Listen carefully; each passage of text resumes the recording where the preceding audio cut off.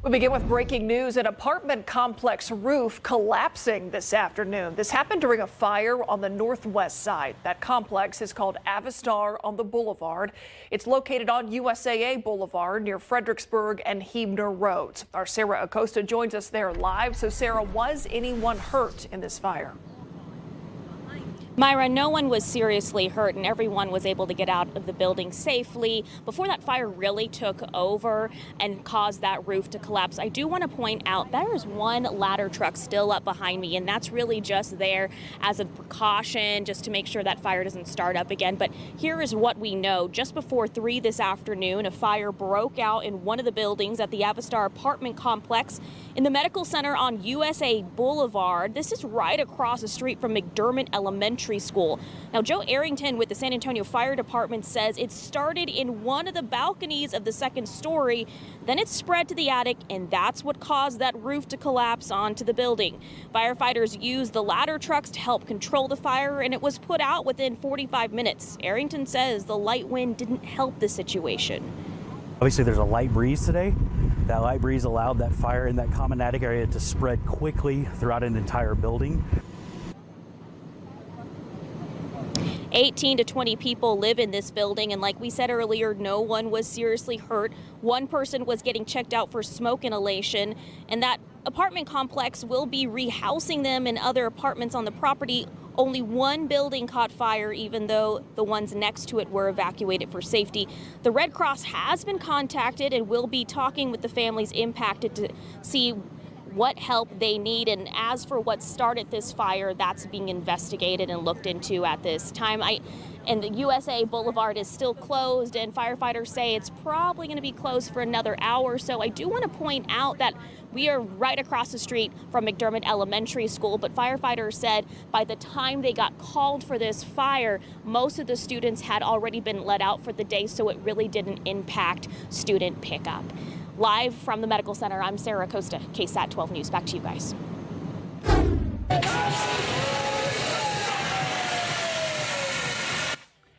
Well, the smoke from Tuesday's election has now cleared, and voters decided Bexar County funding for a new Spurs arena is a go. But is that the only time you will see that issue on your ballot? Garrett Berger has been trying to ask that question of Mayor Gina Ortiz-Jones. Garrett, the mayor pushed for this before the election. Any luck in getting her to answer that question now? Well, Myra, we've been trying for a couple days now. And as you can see behind me, the old Institute of Texan Culture's building at Hemisphere, where a new arena would go, is now gone. The site nearly cleared and ready to be built upon. But the $1.3 billion construction cost of a new arena would be shared by the city, county, and Spurs, and specific contracts still need to be hammered out. But the county portion was the only one that required a vote. Still, the mayor repeatedly pushed for a second vote back a few months ago, but since the election, she's been much more evasive. I do want to manage the expectations of my colleagues that I will be seeking their support for such an ordinance. On the council dais, in KSAT studio, and as reported by other outlets, Mayor Gina Ortiz-Jones has previously said San Antonio voters should also get to vote on the city's share of arena funding, not just the county's. And I have said, if you pay twice, you should vote twice. But that was all before Tuesday's election, when voters approved the county funding. Let's go! Since then, we haven't been able to get a straight answer from the mayor on whether that's still her stance. Real quick, you've talked about having a second election. Is that? Thank you. Well, I just need one. We even tried twice on Wednesday. Mayor, we just want to see if you're still planning to ask for a second election for the city portion. We tried to catch the mayor at another press conference today that she was supposed to be at, but the council office that helped organize it says her office said she wouldn't be coming just about a half hour beforehand. So we pushed it with her spokeswoman. We are working on that story specifically today. Who ended up sending a statement from Jones that, once again, did not address our question. It reads, quote, "The next step is that we all come to the table, my council colleagues, city staff, the Spurs, and community leaders, to negotiate a deal that invigorates our city, creating quality jobs, driving economic activity, and providing affordable housing. It is premature to discuss any further steps at this point. A citywide vote on San Antonio's funding for the arena isn't required. If Jones wants one, she'll need support from council. a majority of whom already voted against her back in August to move the deal forward. We haven't officially talked about it, but what I'm hearing is council is ready to move forward. Bert Santibanez, a political consultant who worked with the Win Together campaign in support of the county funding in Prop B, crunched unofficial election results. He found city voters approved Prop B by roughly the same margin as the full countywide results, right around 52%. This is clearly the will of the voters that it passed, and I think to call an additional election would be a bit redundant. Now, we also reached out to Cops Metro, an activist coalition of local groups that have been one of the biggest opponents of Prop B in this past election, worried about the use of public money on an arena. Now, one of their leaders told us this when we reached out to ask what they thought about the possibility of a second election. Mike Phillips told us, quote, there are still many open questions, including whether or not San Antonio voters should have the opportunity to vote on the city funding. This week's vote was just the first step for funding Project Marvel, and the term sheet remains non-binding. We will continue working to ensure that a public and accountable process takes place with the use of our public tax dollars.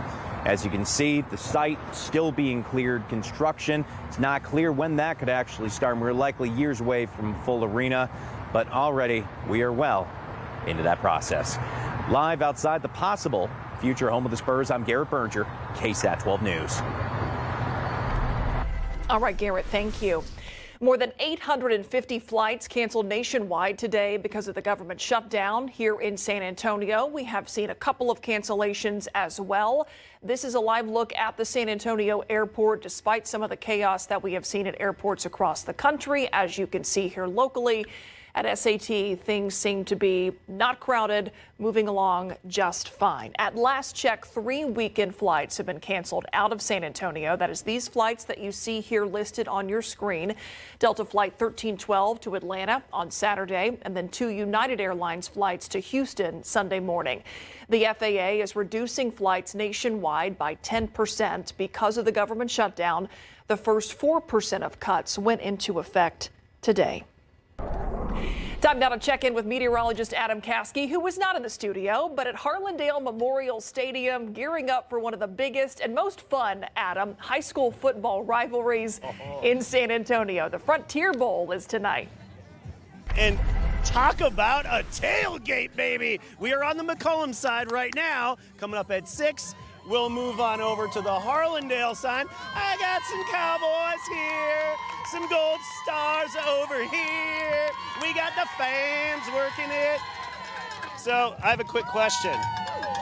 What time do you think it's going to start cooling off tonight? Like 6, 7? What do you think the score is going to be at half? Like 6, 7? Yeah. See what I did there? 7-6. Okay, they're already over it. It's 7-6. Hey, we're starting a new one. Okay. All right, let's take a look at the weather here really quickly. Take a look at temperatures. It was a record-breaking day in San Antonio with a high temperature of 90. That's 2 degrees higher than the record for the day. Leon Springs at 90, Kerrville 92, Schertz 89, Seguin at 86, and as we kick off tonight, 7 o'clock, 83 degrees. By 8 o'clock, we're at 79, and 9 o'clock at 76. Not 67. Now, a strong cold front hit Sunday. We're going to get into that. And Shelby, there's a whole other aspect other than just the colder air that we need to talk about, right? Yeah, Adam, there is. Not only with the cold front are we seeing those strong winds and some cooler temperatures, but there's also that chance for some fire danger. And as cities grow, the chances for wildfires also grow. And experts say it's become harder to protect wildland from becoming a victim of fires.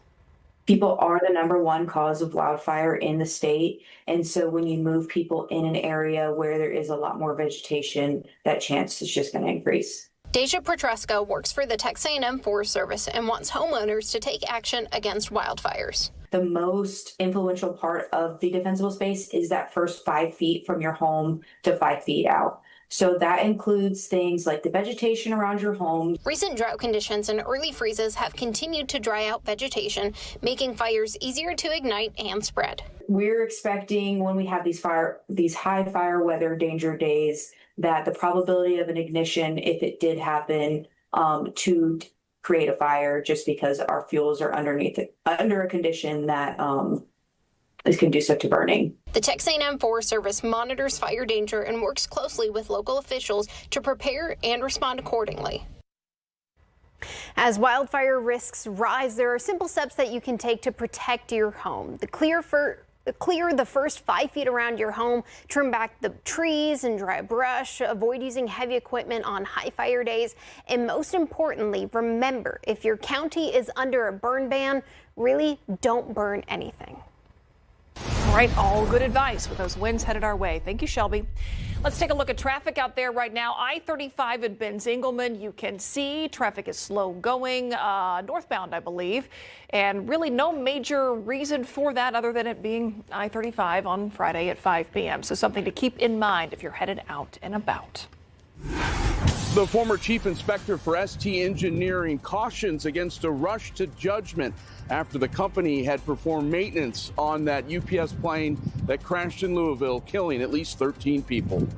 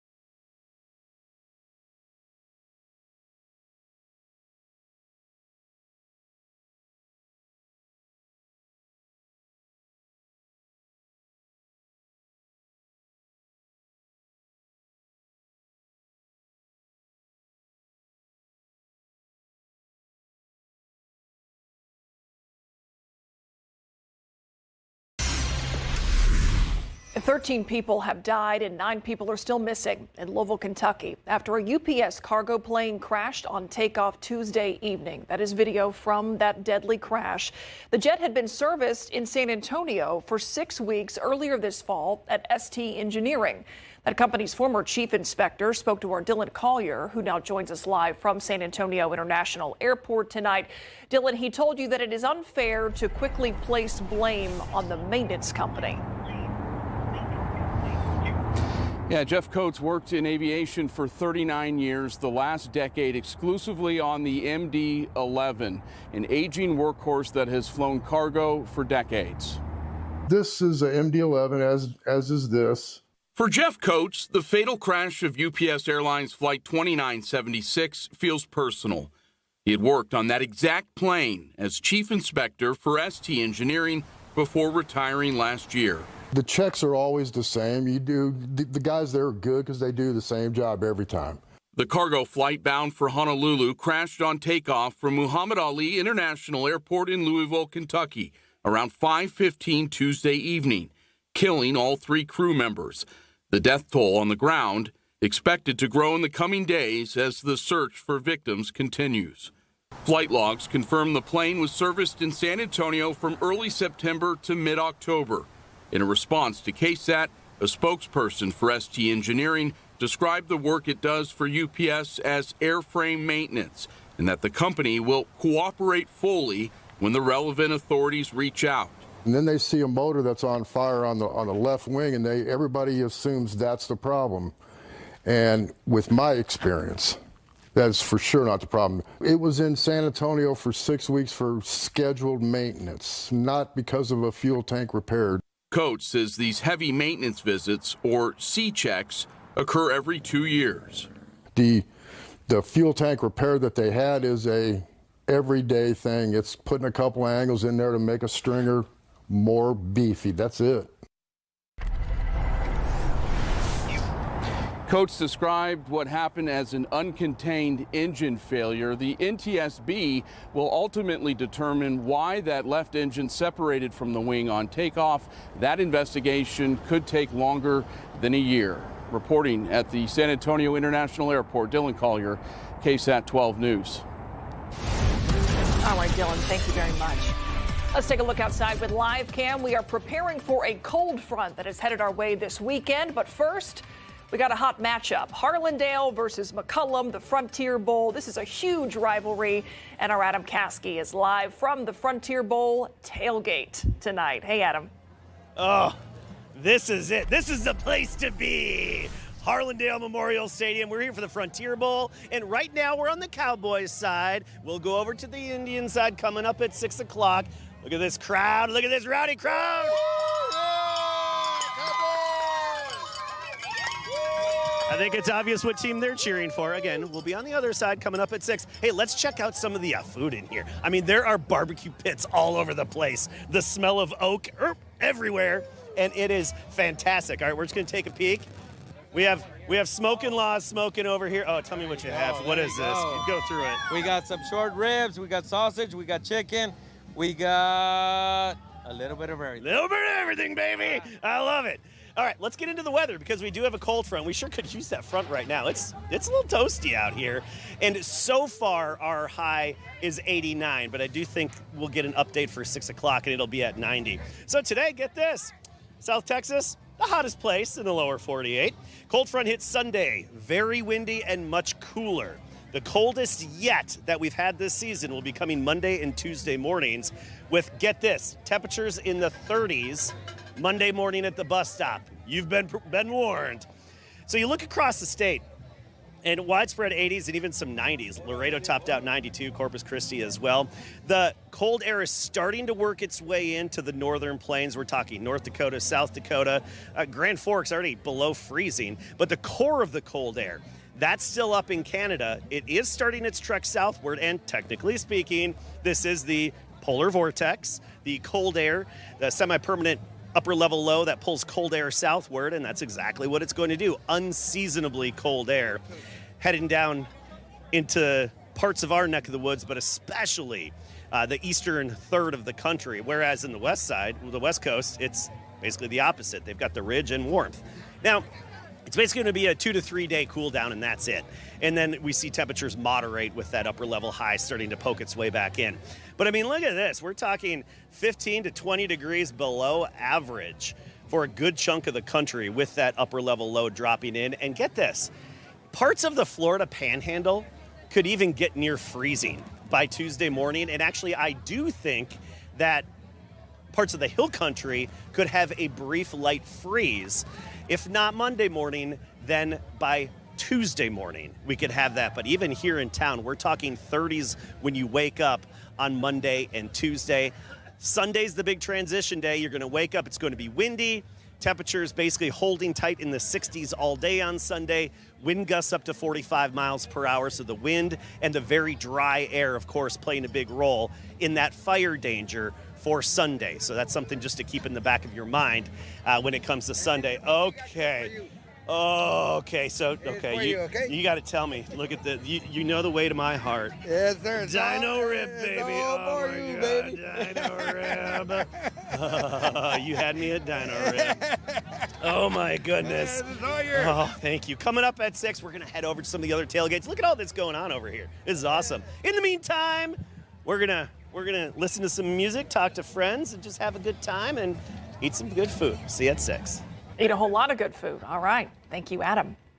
All right, Larry, the Spurs are back home, and they are hosting the Rockets tonight. Yeah, it is an NBA Cup group game for the two sides, the Spurs and the Rockets. The Rockets come in red hot. The Spurs come in a little bit cold in this one, and are looking to get back on track. And in high school football, we'll preview our game of the week between Champion and Piper coming up.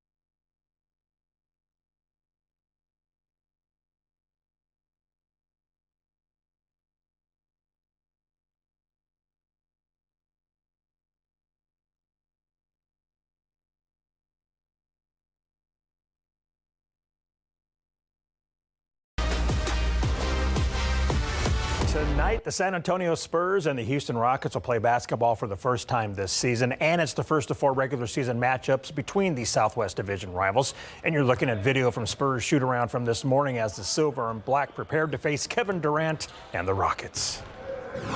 They're a really good basketball team. They're well coached. They have a great coach. Physical team, big team, but I think, we'll go in there and it's going to be a dogfight. There's no way around it. And the Spurs told us this afternoon that guard De'Aaron Fox will make his season debut tomorrow versus the Pelicans. He's been rehabbing an off-season hamstring injury. Tonight is also an NBA Cup Group C contest, and this is the Spurs NBA Cup court for the in-season tournament at the Frostbank Center. After tonight, the Spurs will still have Group C games against Denver, Golden State, and Portland. San Antonio is looking to be one of the 8 teams to advance to the knockout stage. The Spurs will host the Rockets tonight at 6:30 at the Frostbank Center. Houston is riding a 5-game winning streak while the Spurs have lost 2 in a row. And our game of the week tonight will see the Bernie champion Chargers at the Piper Warriors as they closed out District 13 5A1 play on this final Friday of the regular season. Now, Piper sits second in district, champion is fourth. Both are playoff bound, so this game is all about seeding.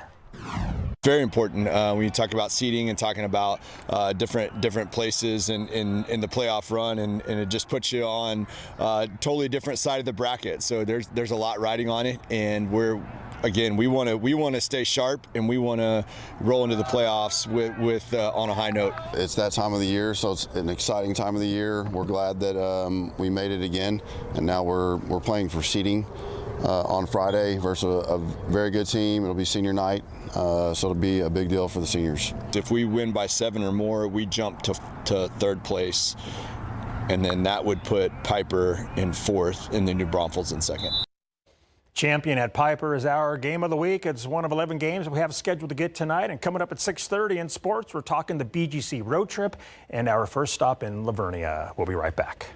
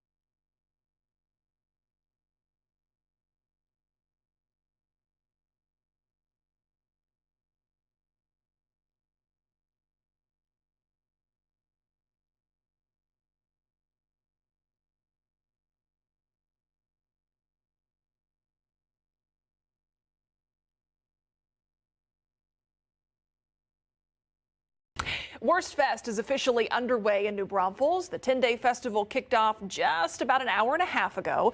The hours of the festival vary each day, but on this first Friday, Worst Fest runs from 4 p.m. to 11 p.m. The celebration of beer, sausage, and German heritage is happening at Landa Park. And tomorrow, it runs from 11 a.m. to midnight, Sunday 11 to 10 p.m. Hours are 5 to 11 Monday through Thursday. You can find info about event schedules and ticket prices at KSAT.com.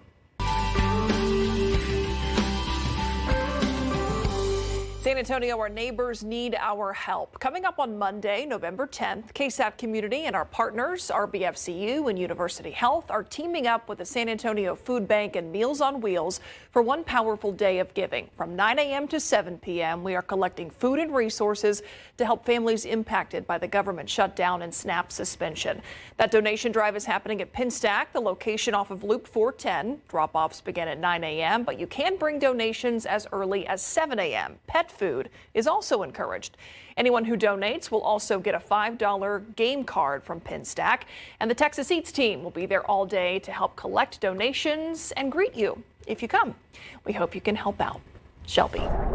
And if you're headed out to not only Worst Fest this weekend, but any event, it's still going to be warm tomorrow, cooler and breezy on Sunday as we look forward to that cold front moving through, still having that possibility of that fire danger.